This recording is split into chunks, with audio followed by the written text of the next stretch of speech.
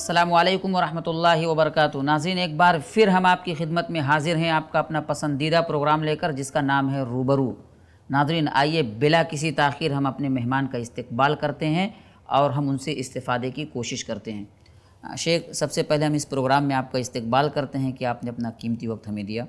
आज के इस प्रोग्राम में, इस शो में जो हम सवाल करना चाहते हैं वो मुखन्नस, जिन्हें बहुत से इलाक़ों में हिजड़े कहा जाता है, उनसे मुताल्लिक़ करना चाहते हैं कि ये हिजड़े किसे कहते हैं और इस्लाम में इनके ताल्लुक़ से क्या कुछ रहनुमाई और तालीम मिलती है। अल्हम्दुलिल्लाह वस्सलातु वस्सलामु अला रसूलिल्लाह व बाद। देखिए, मुखन्नस जिसको आपने हिजड़ा कहा, तो अहादीस में ये जो लफ्ज़ आया है मुखन्नस, वो दो मानी में आया है जी, और फिर उसके दोनों अलग अलग मानी के हिसाब से इस्लाम ने उसमें रहनुमाई दी है कि उनका हुक्म बताया है। हुक्म बताया जी। और ये दोनों हदीसें सही बुखारी में हैं। सही बुखारी में एक रवायत है उम्मे सलमा रज़ी अल्लाह अन्हा से, वो कहती हैं कि एक मुखन्नस था जो हमारे साथ उठता बैठता था, लेकिन एक दफ़ा क्या हुआ कि उसने औरतों का वस बयान करना शुरू किया एक ख़ास अंदाज में, और आप सल्लल्लाहु अलैहि वसल्लम ने सुन लिया तो भगा दिया, कहा इनको निकालो यहाँ से, ये तुम्हारे पास दोबारा नहीं दिखनी चाहिए। ये एक हदीस है, इसको ज़हन में रखें। एक दूसरी हदीस है सही बुखारी ही में, जिसमें अल्लाह के नबी सल्लल्लाहु अलैहि वसल्लम फरमाते हैं कि लअनल्लाहु अल-मुखन्नसीना मिनर रिजाल, कि अल्लाह ताला की लानत हो मुखन्नस पर, रिजाल में से। यहाँ पे जो मुखन्नस का लफ्ज़ इस्तेमाल हुआ है वो अलग माने में, पहली हदीस में भी मुखन्नस का लफ्ज़ था जी, यहाँ भी मुखन्नस का लफ्ज़ है और यहाँ का हुक्म अलग है, बल्कि अल्लाह के नबी लानत भेज रहे हैं। तो यहाँ है अल-मुखन्नसीना मिनर रिजाल, यहाँ मुराद ऐसा शख्स है जो है असलन मर्द है जी, लेकिन उसने चाल चलन में उसने अपने आप को औरत बना दिया है, पहनावे के एतबार से, बोलने के एतबार से, शक्ल सूरत के एतबार से, किसी भी एतबार से उसने खुद को औरत बना डाला है। पैदाइशी एतबार से वो मर्द ही है लेकिन खुद को औरत बना डाला है, तो इसको भी हदीस में मुखन्नस कहा गया है। तो ये दोनों असल में जहन में रखना चाहिए, दोनों फ़र्क, वरना इसमें जो लानत है वो लानत आप उस पर फिट कर दें जो पैदाइशी मुखन्नस है। तो ये फ़र्क बहुत ज़रूरी है कि एक होता है पैदाइशी मुखन्नस और एक होता है जिसने खुद को बना लिया है मुखन्नस। अच्छा, इस तरह दोनों में फ़र्क है। इस तरह औरतों की तरफ से भी हो सकता है वो औरत लेकिन वो मर्द बनने की कोशिश। इसी हदीस में आगे भी है, इसी हदीस में आगे वो भी है कि अल्लाह की लानत है उन औरतों पर जो अपने आप को मर्द बना रही हैं जी। अगला टुकड़ा वही जिसको मैंने छोड़ दिया, क्योंकि हम बात कर रहे हैं मुखन्नस पे। तो ये सबसे पहले समझ लेना चाहिए कि अहादीस में लफ्ज़ मुखन्नस दो मानी में है। ये दोनों अलग अलग मानी अगर हम नहीं समझेंगे तो एक का हुक्म दूसरे पे डाल देंगे। जी जी। अब ये दोनों वाज़ेह होने के बाद अब देखते हैं कि पहले का हुक्म क्या है, जो पैदाइशी तौर पे मुखन्नस है। तो उसके बारे में देखिए दो किस्में हो सकती हैं उसकी। एक तो ये कि वो वाज़ेह हो कि मर्द है या औरत है, और ये कि वाज़ेह है कि मर्द है कि औरत नहीं है। तो अगर वो वाज़ेह है, मतलब आदमी की निशानियाँ उसमें ज़्यादा पाई जाती हैं या औरत की निशानियाँ उसमें ज़्यादा पाई जाती हैं, या आदमी की तरफ माइल है तो आदमी जैसा उसके साथ सलूक होगा, औरतों की तरफ माइल है तो औरतों जैसा सलूक होगा। यही हदीस दलालत करती है, क्योंकि आप सल्लल्लाहु अलैहि वसल्लम ने उसको औरतों के बीच में रखा था। क्यों रखा था? क्योंकि औरतों जैसा मैलान था उसका जी। तो उसको औरतों के हुक्म में डाल के औरतों के साथ उसको रख दिया। लेकिन जब बाद में पता चला कि ये तो इस तरह की बातें करता है तो उसको वहाँ से निकाल दिया।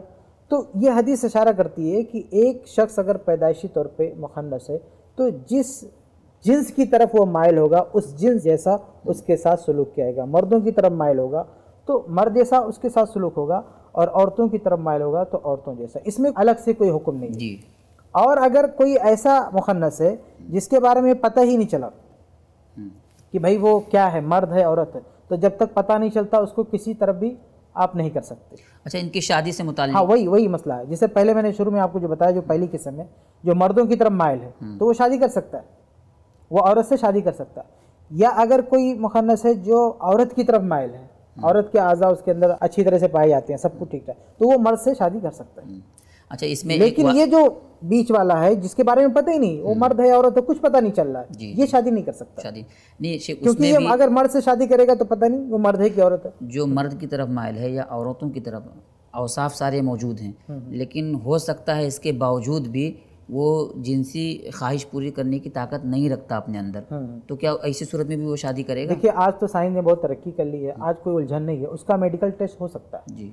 अगर वो शादी करना चाहता है, उसके अंदर ख्वाहिश है कि नहीं है, اگر ایک مرد کی علامات پائی جاتی ہیں، ایک مرد کا کام کر سکتا ہے کہ نہیں کر سکتا ہے؟ نہیں، مرد کے اوصاف پائے جانا الگ چیز ہے، وہ سب پائے جا رہے ہیں، لیکن اس کے باوجود بھی ہو سکتا ہے اس کے اندر وہ قوت نہ ہو سکتا ہے، اسی لیے ہم کہتے ہیں کہ اس کا ٹیسٹ ہونا چاہیے، یعنی جس طرح میلان رہے گا اس کے حساب سے احکامات ہوں گے، اس حساب سے شادی ہوگی اگر وہ طاقت رکھتے ہیں۔ اچھا، یہ ٹیسٹ ہونے کا فائدہ کیا ہے؟ دیکھیے ٹیسٹ ہونے کا مسئلہ یہ ہے کہ ٹیسٹ جب ہوگا تو سامنے والے کے ساتھ دھوکہ نہیں ہوگا، ورنہ ایک چیز اور بھی ذہن میں رکھیں کہ اگر میاں بیوی راضی ہیں تو پھر آپ اس شرط پہ ان کو نکاح سے نہیں روک سکتے کہ ان کے اندر شہوت نہیں ہے۔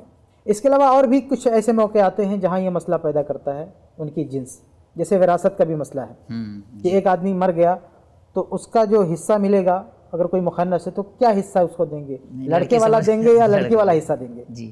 تو یہاں پہ بھی وہی دو قسمیں کی گئی ہیں، علماء نے وہی دو قسمیں کی ہیں کہ جو یہ خنثی ہوگا یا تو وہ واضح ہوگا کہ مرد کی طرف مائل ہے یا عورت کی طرف مائل ہے، تو اگر واضح ہو مرد کی طرف میلان ہے تو مرد والا حصہ دے دیں گے، عورت کی طرف ہے تو عورت والا دے دیں گے، اور اگر بیچ والا ہے کسی طرف نہیں ہے تو نہ اس کو مرد کا حصہ دیں گے نہ عورت کا حصہ دیں گے، بلکہ اوسط کر کے دیں گے، بیچ والا حصہ دیں گے۔ جزاک اللہ۔ اچھا شیخ، اگر کسی گھر میں یہ پیدا ہوں تو کیا یہ ان کے لیے بطور آزمائش ہیں، کیا سمجھے اس کو؟ دیکھیے یہ ایک تکلیف کی بات تو ہے کہ اگر ایک شخص کے اندر ایک عیب ہے، اس کے علاوہ بھی اور بھی بہت سارے عیب لے کر آدمی پیدا ہوتا ہے، کسی کا ہاتھ نہیں ہوتا، یہ بھی ایک طرح کا عیب ہے، کسی کا پیر نہیں ہوتا ہے، تو کسی کا وہ عضو نہیں ہے اس کے اندر واضح طور پہ، تو یہ ساری چیزیں ہم آزمائش مانتے ہیں، ہمارا کسی کا ہاتھ ناقص ہے کچھ ہے تو یہ ایک طرح کی آزمائش ہے، تو بھی ہم سمجھ سکتے ہیں کہ ایک طرح کی آزمائش ہے، وہ کوئی اللہ کا عذاب نہیں ہے، ایک طرح کی آزمائش ہے، اور آدمی کو صبر کرنا چاہیے۔ جیسے ہمارا کوئی بچہ پیدا ہو گیا جو لنگڑا ہے، لولا ہے، کوئی مسئلہ ہے تو وہ سب پہ صبر کرنا چاہیے۔ اچھا، ہمارے سماج میں ایسے لوگوں کو حقارت کی نگاہ سے دیکھتے ہیں، تو کیا یہ مناسب ہے، دیکھا جانا چاہیے؟ اب اس میں دیکھیے دو ٹائپ کے ہوتے ہیں مخنث، وہ ذہن میں رکھنا چاہیے۔ ایک جو پیدائشی مخنث ہے اور وہ اسلامی حدود میں رہتا ہے، اس سے تجاوز نہیں کرتا ہے، تب تو وہ ہماری نفرت کا بالکل مستحق نہیں ہے۔ لیکن یہ جو دوسرے ٹائپ کے جو مخنث ہوتے ہیں ہمارے ماحول میں، جس پر علماء نے بہت ساری بحثیں بھی کی ہیں اور اللہ کے رسول نے لعنت بھیجی ہے، وہ والے کہ یہ اس ٹائپ کے جو مخنث ہیں جو حقیقت میں کتنے لوگ اس میں ہوتے بھی نہیں ہیں، وہ پیسہ کمانے کے لیے اور ناچ گانا کرنے کے لیے اس میں شامل ہو جاتے ہیں۔ تو ایسے لوگوں سے معاشرہ نفرت کرتا اور نفرت کرتے رہنا چاہیے۔ لیکن جو حقیقت میں پیدائشی میں جس کا اپنا کوئی قصور نہیں ہے، وہ مخنث ہو گیا، اور پھر وہ کوئی ان لوگوں کی مشابہت بھی اختیار نہیں کرتا، کوئی غلط کام بھی نہیں کرتا، تو اس سے ہم نفرت کیوں کریں گے؟ بالکل شیخ، اس سے جڑا ایک بہت بڑا مسئلہ ہے کہ عام طور پر دیکھا جا رہا ہے پورے ہندوستان کے اندر کہ جو مخنث جو ہجڑے ہوتے ہیں، انہوں نے اپنا پیشہ مانگنا اور کھانا بنا لیا، حالانکہ وہ مضبوط نوجوان ہوتے ہیں، تو کیا یہ درست ہے؟ اور ایسے لوگ اگر مانگیں تو کیا ان کو دیا جانا چاہیے؟ نہیں، بالکل نہیں۔ دیکھیے اگر یہ ہوتا کہ کوئی مخنث ہو گیا تو اب وہ جو ہے مانگے ہی، وہ اس کا پیدائشی حق ہو مانگنا، تو ایسا کتاب و سنت میں ایسی کوئی رہنمائی نہیں کی۔ اللہ کے نبی صلی اللہ علیہ وسلم کے دور میں بھی دیکھیے مخنث کے بارے میں حدیثیں ہیں، لیکن ایسا بالکل نہیں ہے کہ ان کو پیسے دو، یہ مانگنے والے ہیں یا ایسے ہیں۔ تو مانگنا یہ اسلام میں ایک پسندیدہ عمل نہیں ہے، سب کو اس سے بچنا چاہیے، چاہے مرد ہو، چاہے عورت ہو، چاہے مخنث ہو، کوئی بھی ہو۔ تو یہ لوگ جو یہ سمجھتے ہیں کہ اب ہم مخنث ہو گئے ہیں تو اب ہمارا کام یہی ہے مانگنا، یہ غلط ہے، یہ غیر اسلامی سوچ ہے۔ دینے والا ہاتھ لینے والے ہاتھ سے بہتر ہوتا ہے، آدمی کو دینے کی تو ان کے پاس ہاتھ پیر ہے، جیسا اور بہت سارے یہ کام کرتے ہیں، ایسے ان کو کسب کے لیے بھی، اپنے معاش کے لیے بھی محنت کرنا چاہیے، کاروبار کرنا چاہیے، اور کاروبار بہت سارے لوگ کرتے بھی ہیں، بالکل الحمدللہ بہت سارے لوگ ان کے پاس کاروبار ہے۔ ہندوستان میں جو ماحول بنا ہے عام طور پر یہ مانگنے کھانے کا، اس طرح کے جو لوگ ہوتے ہیں عام طور پر وہ مانگتے کھاتے ہیں اور باقاعدہ لوگ دیتے ہیں یہ سمجھ کر کہ یہ ہجڑے ہیں۔ ہاں، یہ غلط ہے۔ دیکھیے اس سے پہلے رواج بن چکا ہے، ہندوستان کے علاوہ بھی پرانے زمانے میں بھی بہت سارے مخنث ایسے ہوتے ہیں جنہوں نے اپنا کاروباری بنا لیا، ناچنا گانا، اس لیے علماء نے ان کے بارے میں بہت سخت باتیں کی ہیں، اور انہی جیسے کتب فقہ میں آپ دیکھیں گے نا کہ مسئلہ اٹھا کہ مخنث کو امام بنا سکتے کہ نہیں، مخنث یہ کر سکتا ہے کہ نہیں، بلکہ یہ بھی ایک بحث ہے فقہ میں کہ مخنث کی کمائی کا کیا حکم ہے۔ تو اس سے کچھ لوگ یہ سمجھتے ہیں کہ بھئی وہ کما نہیں سکتا ہے، وہ مانگے، اس کمائی سے مراد اصل میں فقہا کے یہاں یہ ہے کہ وہ ناچ گانا کر کے جو کماتا ہے اس کا کیا حکم ہے۔ تو یہ ہر دور میں ایسے مخنثین کا یہ کردار رہا ہے کہ وہ مانگتے، کھاتے، گاتے، کماتے ہیں، لیکن یہ غلط ہے۔ اسلام میں اس کی کوئی گنجائش نہیں ہے کہ آپ اپنا بھیک مانگنا اپنا ایک ذریعہ معاش بنا لو، اپنا پیشہ بنا لو۔ جزاکم اللہ شیخ، بہت بہت شکریہ۔ ناظرین، دیکھا آپ نے ہجڑوں سے متعلق کئی اہم اور مفید باتیں شیخ نے ہمارے سامنے رکھی ہیں۔ ہم امید کرتے ہیں کہ پروگرام آپ کو بے حد پسند آ رہا ہوگا۔ چونکہ وقت ہمارا ختم ہو رہا ہے اس لیے ہم آپ سے رخصت ہوتے ہیں، انشاءاللہ اگلے ایپیسوڈ میں پھر ہوگی ملاقات۔ السلام علیکم ورحمۃ اللہ وبرکاتہ۔